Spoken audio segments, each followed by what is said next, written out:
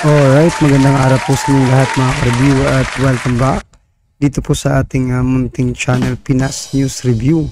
Yan, eto nga po ngayon mga ka-review, ating pong reviewin itong balitang ito mula kay Sir Pao PH. Yan mga ka-review, maliit na isla sa Luzon, yan, susi para papaubin ang China.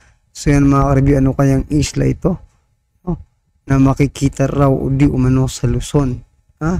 Susi, may secret weapon pala ang Pilipinas mga ka-review.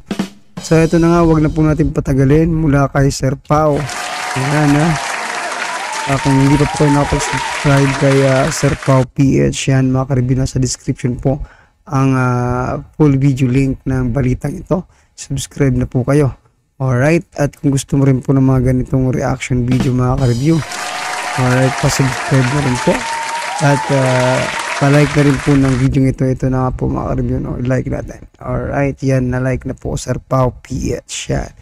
Alright mga ka-review, wag na po natin patagalin to. Sama-sama, sabay-sabay po natin pakinggan, panoorin at bigyan ng reaksyon ang balitang ito mula po kay Sir Pao PH. Ito na po. Isang napakaliit na isla sa Pilipinas sa dulo ng Luzon. Pero wag niyong iismulin sapagkat itong islang ito ang nagsisilbing frontline sa battle for supremacy sa pagitan ng China at United States. 4 na taon na ang nakakalipas na ang napakaganda at munting islang ito ay muntik nang mapasa kamay ng China. Pasalamat na lang tayo mga kaalyado at hindi ito natuloy. At ngayon nga sa panahong kasalukuyan, masuring tinitingnan at pinag-aaralan ng pamahalaan ang posibleng pagpapagamit ng isla sa mga Amerikano para sa mas epektibong deterrence sa aggressiveness ng China. Oops, teka lang.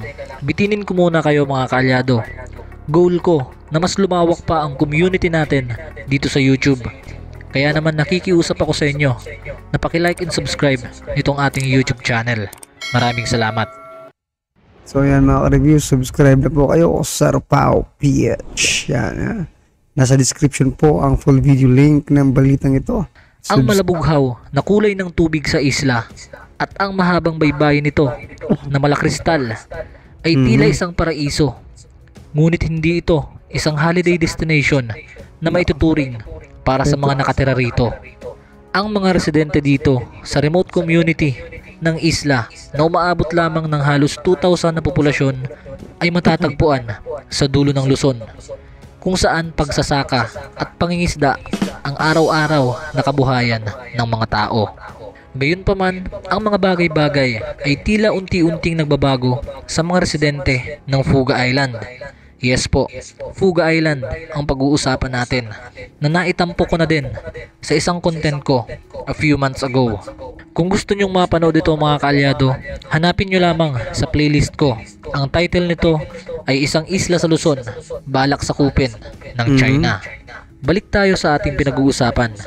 Sa panahong kasalukuyan nga mga kaalyado, ay unti-unting nagbabago ang sitwasyon sa Fuga Island dahil patuloy na dumadami ang mga Marines at Coast Guard ng karating bansa ang tila nagsusubaybay sa palibot ng Fuga at posibleng isang araw ay magtayo na rin ng istasyon malapit sa isla at sa lalong madaling panahon posibleng sumali na din sa eksena ang tropang militar ng Amerika. At para mas maintindihan nyo ng lubusan, ang Fuga Island ay 400 kilometers lamang mula sa Taiwan at nakatirik ang islang ito sa katubigan na kumukonekta naman sa South China Sea patungong Pacific Ocean. At ito ang area kung saan kritikal ang depensa ng Pilipinas.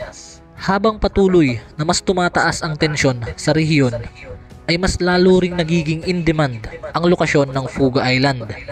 Ang isla ay parte ng Cagayan na isa. So bali mga ka-review, ito po yung magiging entry point, no, ng China kung baga, kung magkakagera man, no, mga ka-review.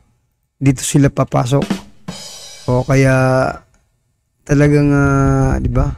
Pag nakuha po ito ng pag nagkaroon po yan ng base militar ng Amerika, magkakaroon na po tayo ng malakas na depensa. No, mga ka-review, yun po yung pinupoint nila dito. Sa mga probinsya na tinitingnan bilang isang potential site para paglagakan ng US military troops sa ilalim ng kasunduang tinatawag na Enhanced Defense Cooperation Agreement o EDCA. Kung sakali nga na mangyari ito, at yun nga ang hinahangad ko ngayon, mas lalong lalakas ang depensa natin laban sa China. I mean, lalong makokorner ang China pag nagkataon. Isipin nyo mga kalyado, dalawang bansa ang maililigtas ng Amerika sa posibleng pag-atake at pananakop o pangangamkam ng teritoryo ng China. Sa kalagitnaan ng tumataas na tensyon, napagkasunduan ng Marcos administration at ng US military ang pagdagdag ng EDCA sites na maaaring ma-access ng United States mula sa 5 hanggang 9 na EDCA sites.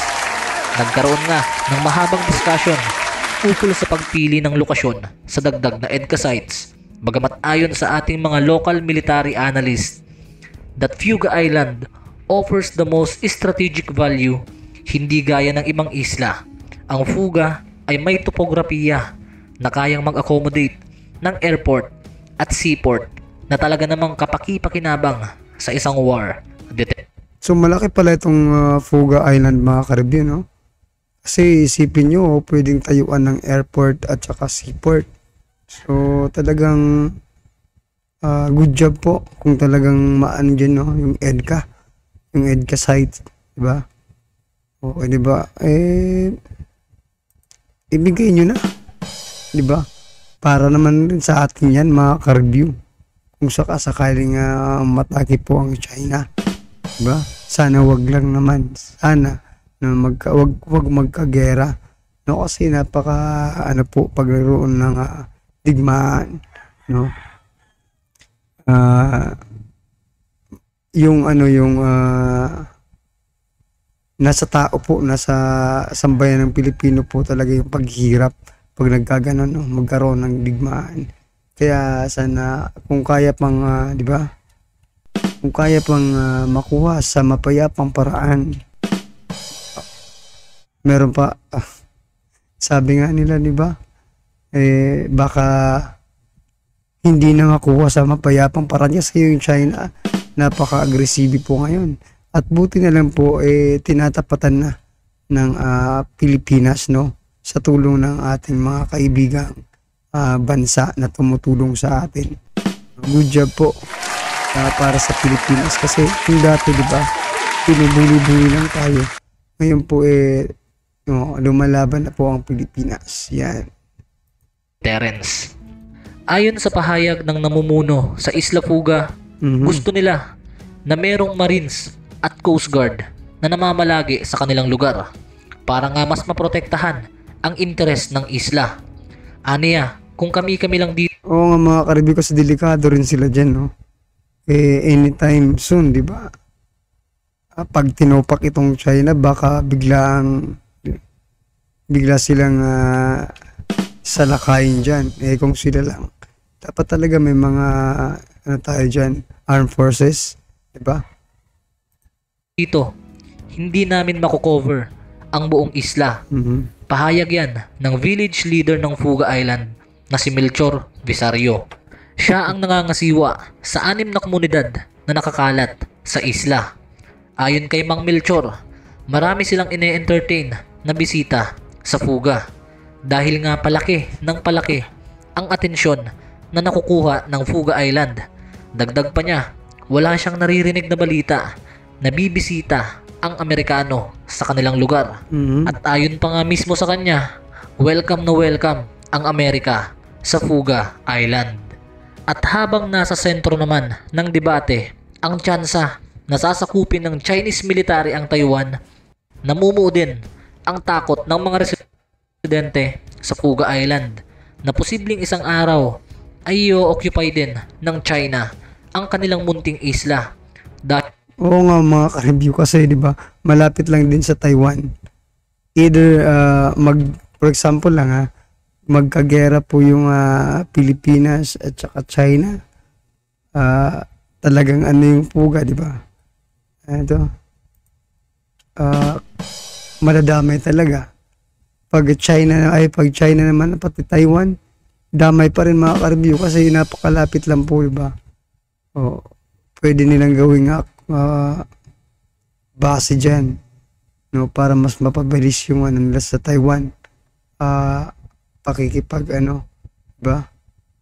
Naku, wala pa lang ligtas po ito, kaya kailangan po talaga nating bigyan or lagyan ng, diba? Ng armed forces dyan, diba mga ka-review? Kung hindi man po tayo, pwede na siguro yung Amerika, ano, palagyan nyo dyan ng base ng militar ng Amerika para at least, diba, maging safe naman yung mga tao dyan sa Fuga Island. Dahil nga sa natatangi nitong strategic location for war games and deterrence. Pahayag ni Marlon Erice, 46 anyos na lokal ng Fuga. Parte kami ng Pilipinas. Saan kami tatakbo? Mamamatay kami rito pag lumaban kami ng kami-kami lang. Mas ligtas kami rito kung may mga security forces na magbabantay sa amin. At ang isa nga sa tinutukoy niya rito ay ang presensya ng US military forces. China at hindi ang Amerika ang kung hindi man po US military mga ka-review or Navy or something pwede siguro yung local lang, yung atin lang na mga ka-review. Kung hindi papayagan or something pero sana payagan nila, no, na magkaroon yan ng EDCA sites. At saka na rin ba yung atin mga sundalo dyan, lagyan nyo na po mga ka-review, di ba? Kasi importante din po, sinabi na nga nila sa Pilipinas sila, edi responsibilidad din ng Pilipinas na ipagtanggol sila. Ang unang nakakita sa potensyal ng Fuga Island. Katunayan nga mga kaalyado, tinalakay ko na sa previous video ko na noong 2019 nga ay nagkaroon ng kasunduan ang isang Chinese company na Fengxi Enterprises Corporation sa private company na may hawak ng titulo ng isla na Fuga Island Holdings Incorporated. Napagtatayuan ng Chinese company na ito ng Smart City ang Fuga Island na may kabuuang budget na $2 billion. Gayunpaman, thankful pa rin tayo mga kaalyado dahil hindi natuloy ang proyektong ito dahil natunugan ang planong ito ng Philippine Navy at hinarang nila ang plano ng Chinese company sapagkat maaari itong makaapekto sa national security ng ating bansa.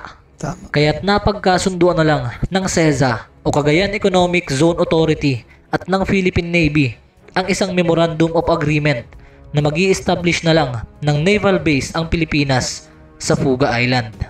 At ngayon nga mga kaalyado na 4 na taon na ang nakakalipas at patuloy pa rin ang pang-aabuso ng China sa Pilipinas, ay ito na siguro ang panahon para i-welcome ang presensya ng mga Amerikano sa Fuga Island. At ito na rin siguro ang panahon para ipagamit sa US military forces ang Fuga Island bilang isang temporary military base. Walang duda na mayroong taglay na strategic value ang Fuga Island sa dalawang superpower country at maging sa Pilipinas dahil ang islang ito ay adjacent sa dalawang passage ng karagatan, ang Luzon Strait at Bashi Channel, na nagbibigay ng access sa South China Sea at karagatang Pasipiko. Kung mabibigyan ng pagkakataon na magkasundo at magdesisyon ang ating pamahalaan na magtayo ng isa pang EDCA site sa ating bansa, sana ay ibigay na ng ating pamahalaan ang pagkakataon sa US na magtayo ng temporary base sa Fuga Island. Sapagkat sa pamamagitan nito, magkakaroon na tayo ng mas malakas na depensa na laban sa China. Mas mamamonitor natin ang mga vessel na tumatawid sa Luzon Strait at Bashi Channel dahil wala namang ibang passage na daraanan ng China bukod sa dalawang nabanggit, unless gagamit sila ng submarine. Pero wala pa rin itong Panama dahil hindi naman pwedeng hindi rin mag-deploy ang Amerika ng kanila ring mga submarine. It's a game of war mga kaalyado. Ibig sabihin, kung mas malawak ang access mo sa point of entry ng mga sasakyang pandigma, mas malakas ang chance ng panalo. Kaya wish natin na magkaroon na ng EDCA site sa Fuga Island. It's a win-win situation. So yan mga ka-review, no? Ito pala yung sinasabing malit na isla sa Luzon, susi para pataubin ang China, which is na yung Fuga Island na kailangan lagyan ng EDCA sites, no? Base militar ng Amerika. Yan mga ka-review natin, no? So kung ito lang talaga ang paraan para, di ba, matalo natin yung China kung sakasakali mang magkakaroon ng digmaan, lagyan nyo na po, no, mahal na Pangulo, ng base militar dyan sa ng China ay ng Amerika dyan sa Fuga Island. Kasi mismo yung mga tao yung mga tao mismo yung nagre-request na magkaroon doon ng security forces, no, gaya ng US military bases dyan, no, sa Fuga Island. Well, anyway mga ka-review naman pong yung reaksyon dito sa naging balitang ito mula po kay Sir Pao PH. Yan mga ka-review. Nasa description po ang link ang full video link ng balitang ito. Yan, bisitahin nyo na po Sir Pao PH mga ka-review. Alright, mga ka-review, kung bago ka pa lang at di pa po nakapag-subscribe sa ating YouTube channel, please don't forget to subscribe at i-click na rin po ang bell notification para updated po kayo sa lahat ng na-upload sa ating reaction video. Kaya mga ka-review, maraming salamat po.